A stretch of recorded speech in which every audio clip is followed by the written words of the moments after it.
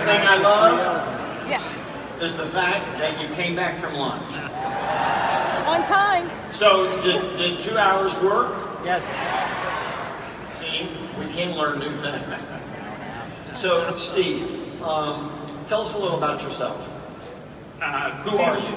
Steve Lamothe. Been in real estate for going on 7 years. I started with Remax first. Sorry about that.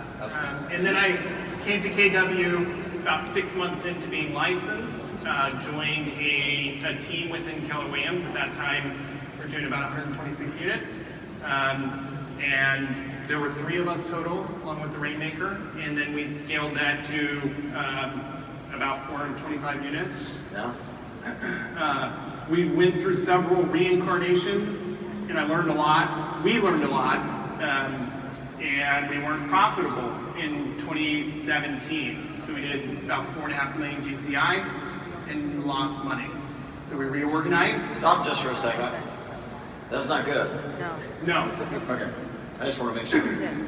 So we reorganized, and then in 2018, I came into work one day, and I consider my partner at that point decided to move brokerages, and then the rest of the last year has just been kind of a whirlwind. Yeah. So you walked in one day, and the owner of that business said, "I'm leaving." He texted me like 4 times that morning, which was really totally out of character. So he had already made the decision, and then I spent about a week exploring both that model and I knew our model, right? I knew the character and conviction of and all of you guys, because it's just, I mean, the culture at KW is something that keeps you here, and I don't think, I think he was, poor business decisions led to that decision, right? And I wasn't going to allow him to dictate for me where I wanted to go. Yeah. So you were presented with, it's kind of like you go home at night and you say, "Honey, I have good news and bad news." Yeah. The bad news is the whole thing has gone to heck, Right. and I'm alone. The good news is I have an opportunity to see if I can now be my own businessman. Yes. And I knew that wasn't going to be a problem, right? So, Did you? How's that? well, I produced 200 listings, and even though lead generation was taken care of, I knew I could sign listings easily, right? I know lead generation, and I love that you broke it down into earlier this morning. Just set 7 appointments a week. I mean, it's that simple to have $1 million business, and that's why there's so much tech money flowing into the business, right? It's that simple. So now let's talk about that. So in this calendar year, you're on track. What do you think could happen? we're going to do $1 million GCI. Yeah. Okay. Yeah, so we're at 53 units. So your first full year alone. Yes. Yeah. There you go. Right. 126 listing appointments. We have 24 under contract right now, which is brutal. My phone is blowing up. Yeah. It is brutal. So what are the challenges? So first off, how do you do it? And then number 2, what are the challenges? Challenges, and it's been really hard on my family, number one. So it was July when I got the news, and then my daughter was due to be born in August. So I called him and was like, dude, what are you doing? You know, I'm expecting to have a little girl. So that's been really hard, missing her 3 to 4 days a week. But I think it goes back to, I went to a mastermind yesterday. Is she here? She's here, because of you. You want to bring her out? I don't know where she's at right now. They brought her back out here. I was at a mastermind yesterday with Tim and Adam Hergenrothen, which I really respect those two. Yep. And both of them said 2 to 3 years of just chaos and hard work. And I told my wife when I first got married to her, hey, for 5 years, I'm 100% committed to this business, which means I'm gonna be gone late, gone weekends. That reset like on the 5-year mark. So we basically sat back down and said, we have another 5 years to go, probably. Oh, no. Yeah. No way. It's been brutal. Yeah. And then not only that, but You need to stop that. I know. Okay. But the skill sets of a listing agent are different than a business owner. So Yeah. remember that. Yeah. So now I'm trying to master recruiting, hiring, and That's kind of brutal. yeah, we're on our 4th admin at this point Yeah. over the last year. Yeah. And so trying to take your calendar, and they talk a lot about this, and split up your time between production and recruiting is very difficult. That messy middle portion that you went through. Well, you thought you had the perfect person. I You did. called me and said, this is the one. If I could get this woman, she's going to be amazing. She is. Yeah. And what happened? She got recruited away. By who? Well, her ex-employer, my ex-employer, I guess, doubled her salary. But that's okay. It was a great opportunity for her, right? And that was good. The moral of the story is keep your head down and keep working, right? So I think you say success through failure. You learn the most when you fail. And honestly, I'm starting to get really good at failure, and it's awesome, right? Well, here's the reality is, and I love the way you think.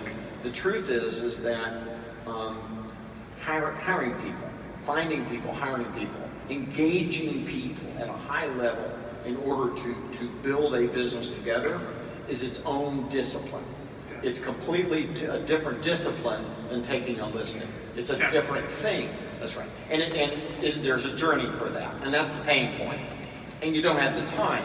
So when you're looking for someone, either A, you take less listing appointments, or it's like having more listing appointments added on. Yes, Yes. to all of it. Yes. And I have a big goal to do 1 million GCI from scratch, right? And I'm unwilling to bend on that goal, so I just make my calendar work, right? And that's hard for your family, but I'm unwilling to sacrifice that goal. Yeah. So there's a secret to that, and I told you what it is, and that is and it sounds weird to time block your family. I know it sounds weird, and when I was doing that, when I had a young son, people would actually come to me and say, "You're too planned. You're too structured. You need to be for you to block that time." And I went, "Well, I block it because I care. I block it because it's the most important thing to me." So I sit down every week and I ask the question, what does that time look like? And by the way Jay and I talked about it, and that is, if I erase, I must replace. So I used pencil because if something came up and I couldn't necessarily do that, then I had to move it. But I couldn't erase it and forgive it. Great advice. Yeah. We're working on that. Yeah. Well, this is therapy in front of 10,000. I know, right? Oh my gosh, I don't even know where my wife is right now. Yeah, she's smiling. Oh, she's right over there. She's smiling, and she's grinning, and she's going, "Go, Gary, go." Yeah. Yeah. Well, I was pretty famous for, and there's my son sitting right there. And when he was a little guy, it was tough. So I would block out that I was going to go to the school and have lunch with him. Now this was a time when it was okay to go later. He told me that I shouldn't come anymore. So as he got older, and you did say that, by the way. But yeah, I would just make the appointment, and and I ignored it. If someone was coming in or I had something to do, I made them go with me. And then we would sit there like this with these stools like this with these little things of milk or whatever. And that's what we did. People say, "Where are we going out to eat?" I said, "We're going right over there." If you're not listening to Think Like a CEO, you should probably go download it. Yeah. Because that's in that podcast, and it's been instrumental since you guys released it. Yeah, that's right. It has been a brutal year. Yeah, I don't want you to sacrifice the goals right now, but I don't want you to lose your relationship in any way, shape, or form. Definitely. And so we have to bring and during this period of building a business, we have to bring our family with us. Later, our family will take us with them. But right now, we're going to take them with us.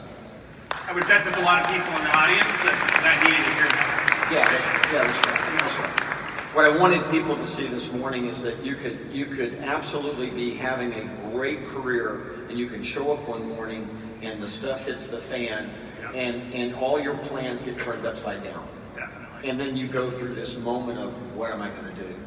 I will add a note to that, and it's to profitability. The only way you can do that is with proper planning financially.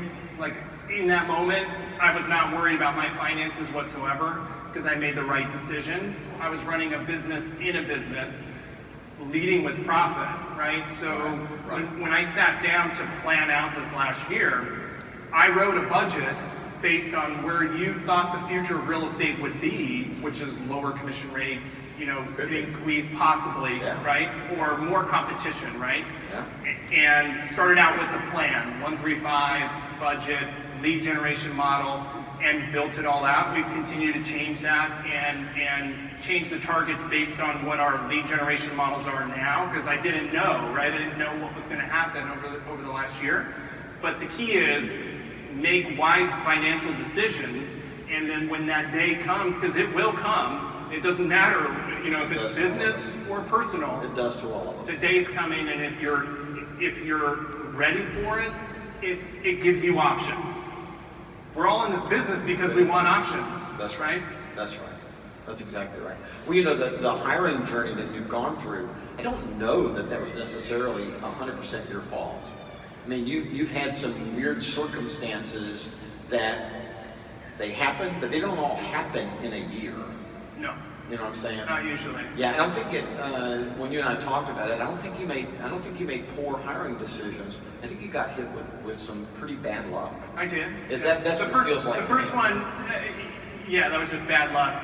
Second one, there was an opportunity for him, and it was probably, I didn't see it up front, so I probably could have seen that, but there was a lot of pain at that time, transaction-wise. Yeah. The third one left for medical reasons. And I had 25 transactions at that time. For me, that's a lot with one person. So yes, there's been some bad circumstances, but I learned from every single one of them, and I'm still on that journey, right? So what'd you learn? So what would be the one thing that you would share with us that you learned? Don't follow your heart when you're. It's gonna be half. Don't follow your heart. Because you get to like someone, and then you want that person to win, and then half hire to a very clear job description, and that changed every time, right? So I was asking the person to do way too much because we have a lot of transactions. They're between roles right now, so I clearly separated the roles, and we'll just deal with the transaction side later. So you have to give very clear instruction on what you're looking for to find the right person, and time will tell if that person is right. Yeah, the first thing you said about falling in love with a candidate, the way we think about it is business friendship is a really cool thing, but you got to get the business right, and then the friendship comes. Right. It's not friend business, it's business friend.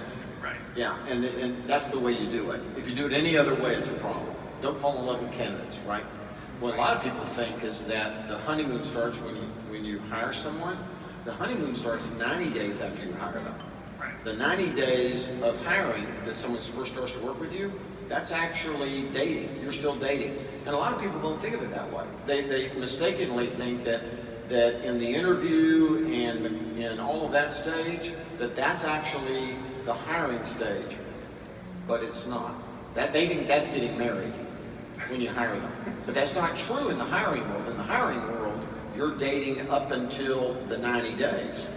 And then you decide if you want to get married. And then you decide if you want to get married. Right. Yeah, that's exactly right. And the reason is because if we have big businesses, we would hire from within as often as we could.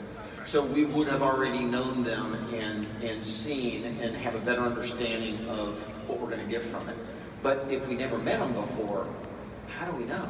You don't. You don't. You really don't. And even if the people that you think you know, when you change the dynamic of now you're their employer, I honestly think now it's better just to go for me anyways, from outside at this point and bring them in and then mold them to what I want them to be. And then when our organization gets big enough, like the opportunity that was given to me, like the opportunity that was given to me, we can then lead them up the organization and provide opportunity.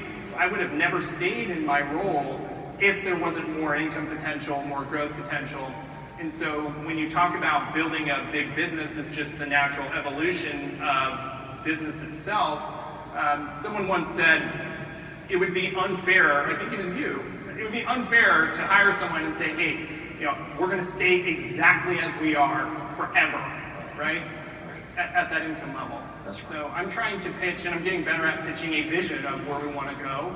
It's not because I want to be on stage, it's because I know to get the best people, we need to go here, right? The one piece of advice I would give all of us, particularly if we're making that first hire, is hire your boss.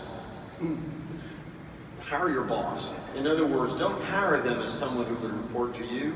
Hire them as if you're going to report to them. Because I will assure you, when you have an administrative, really strong administrative person in your life, they will manage you.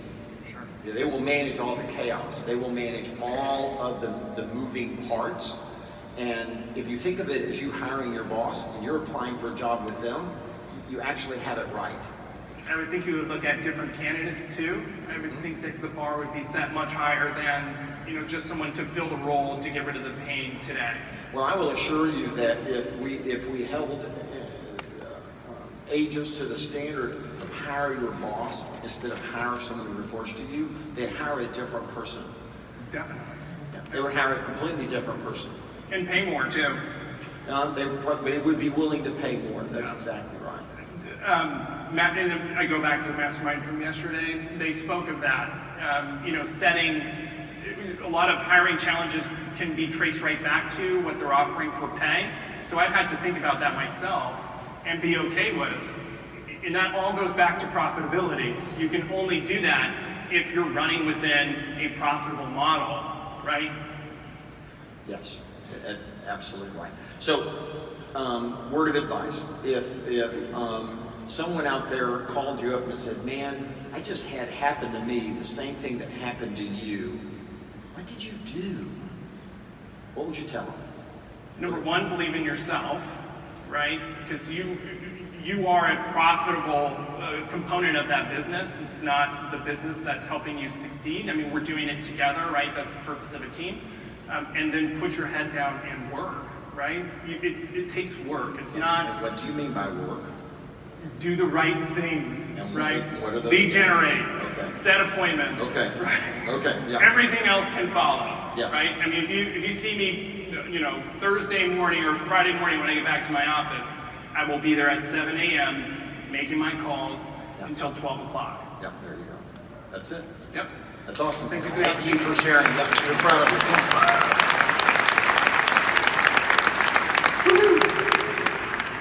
You're an inspiration, Steve.